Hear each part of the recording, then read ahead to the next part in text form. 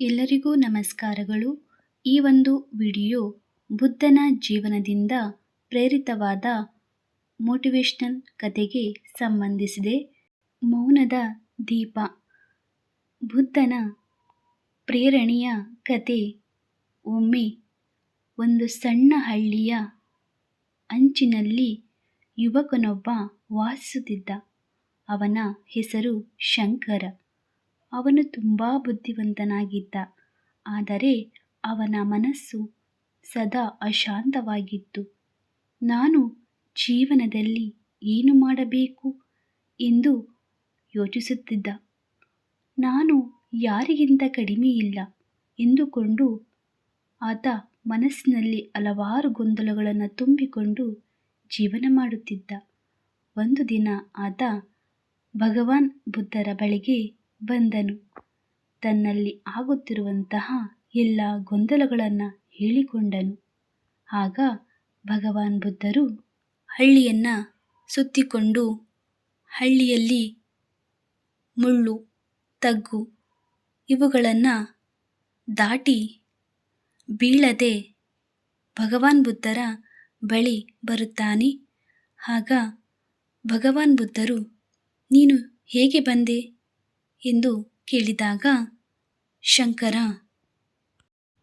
ನನ್ನ ಕೈಯಲ್ಲಿ ಇದ್ದಂತಹ ದೀಪದ ಬೆಳಕಿನಿಂದ ನಾನು ಕತ್ತಲಲ್ಲಿಯೂ ಕೂಡ ಹಳ್ಳಿಯನ್ನು ಸುತ್ತಿಕೊಂಡು ಬಂದೆ ಎಂದು ಹೇಳುತ್ತಾನೆ. ಆಗ ಭಗವಾನ್ ಬುದ್ಧರು ಹೇಳುತ್ತಾರೆ, ಕತ್ತಲೆ ಎನ್ನುವಂತಹದ್ದು ನಿನ್ನ ಮನಸ್ಸಿನಲ್ಲಿರುವಂತಹ ಯೋಚನೆ, ಚಿಂತೆ, ಗೊಂದಲ, ಅಶಾಂತಿ. ಆದರೆ ನಿನ್ನ ಕೈಯಲ್ಲಿರುವಂತಹ ದೀಪ ನಿನ್ನ ಗಮನ. ಅಂದರೆ ನೀನು ಒಳ್ಳೆಯ ವಿಷಯಗಳಿಗೆ ಗಮನವನ್ನು ಕೊಟ್ಟರೆ ನಿನ್ನ ಜೀವನ ಸಾರ್ಥಕವಾಗುತ್ತದೆ. ಅದೇ ಜೀವನ ಗಮನವನ್ನು ಕೊಟ್ಟು ನೀನು ನಿನ್ನ ಕರ್ತವ್ಯದ ಕಡೆಗೆ ಗಮನವನ್ನು ಹರಿಸು ಎಂದು ಭಗವಾನ್ ಬುದ್ಧರು ಹೇಳುತ್ತಾರೆ. ಆಗ ಆ ಶಂಕರ ಅಂದಿನಿಂದ ತನ್ನ ಕರ್ತವ್ಯದ ಕಡೆಗೆ ಗಮನವನ್ನು ಕೊಡುತ್ತಾನೆ. ಆತ ತನ್ನ ಬುದ್ಧಿಯಿಂದ ಒಬ್ಬ ಉತ್ತಮ ವ್ಯಕ್ತಿಯಾಗುತ್ತಾನೆ. ಈ ಒಂದು ಕಥೆಯ ನೀತಿ ಎಲ್ಲರಿಗೂ ಅರ್ಥವಾಯಿತು ಎಂದುಕೊಂಡಿದ್ದೇನೆ. ಈ ಕಥೆ ನಿಮಗೆ ಇಷ್ಟ ಆಗಿದೆ ಅಂತ ಅಂದ್ಕೊಂಡಿದ್ದೇನೆ. ನಮ್ಮ ಜೀವನದಲ್ಲಿ ಬಡತನ, ಸಿರಿತನ ಬಂದು ಹೋಗುತ್ತದೆ. ಬಡತನದಲ್ಲಿ ಕುಗ್ಗಿ ಹೋಗುತ್ತವೆ, ಹಿರಿತನದಲ್ಲಿ ಹಿಗ್ಗಿ ಹೋಗುತ್ತೇವೆ.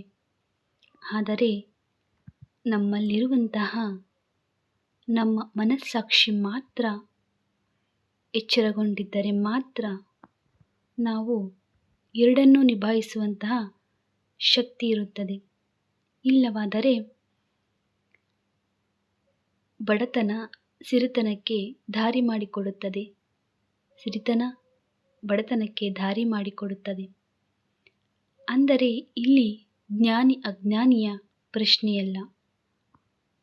ನಮ್ಮ ಗಮನ, ನಮ್ಮ ಕೇಂದ್ರೀಕೃತ ಮನಸ್ಸು ನಮ್ಮಲ್ಲಿಯೇ ಇದೆ. ಅದನ್ನು ಅರ್ಥ ಮಾಡಿಕೊಂಡು ಜೀವನ ಮಾಡಬೇಕು. ಬೇರೆಲ್ಲಿಯೂ ಹುಡುಕಬೇಡಿ. ಈ ಒಂದು ಕತೆ ನಿಮಗೆ ಅರ್ಥವಾಗಿದೆ ಹಾಗೂ ಮುಂದೆ ಈ ಕಥೆಯನ್ನು ಅರ್ಥ ಮಾಡಿಕೊಂಡು ನೀವು ಗಮನದಿಂದ ಕರ್ತವ್ಯವನ್ನು ನಿರ್ವಹಿಸ್ತೀರಾ ಎಂದು ಈ ವಿಡಿಯೋವನ್ನು ಮುಗಿಸ್ತಾ ಇದ್ದೇನೆ. ಧನ್ಯವಾದಗಳು.